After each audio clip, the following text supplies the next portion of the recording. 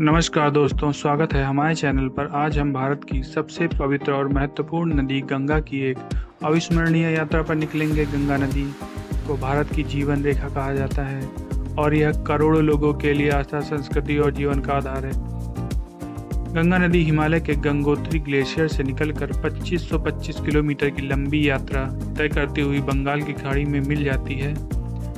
इस दौरान यह कई महत्वपूर्ण शहरों से होकर गुजरती है, जिनमें से हरिद्वार, ऋषिकेश, वाराणसी, प्रयागराज, कानपुर, पटना और कोलकाता प्रमुख शहर हैं। गंगा नदी हिंदू धर्म में सबसे पवित्र नदी मानी जाती है। इसके जल में स्नान करने से सभी पाप धुल जाते हैं, ऐसी मान्यता है। गंगा आरती, जो नदी की पूजा का एक महत्वपूर्ण हिस्सा है, प्रतिदिन शाम को नदी के घाटों पर की जाती है। गंगा नदी न केवल आध्यात्मिक महत्व रखती है, बल्कि यह लोगों के जीवन का अभिन्न अंग भी है। यह कृषि, मछली पालन, परिवहन और पर्यटन जैसे कई क्षेत्रों में महत्वपूर्ण भूमिका निभाती है। दुर्भाग्य से बढ़ते औद्योगिकरण और शहरीकरण के कारण गंगा नदी गंभीर प्रदूषण की समस्या से जूझ रही है।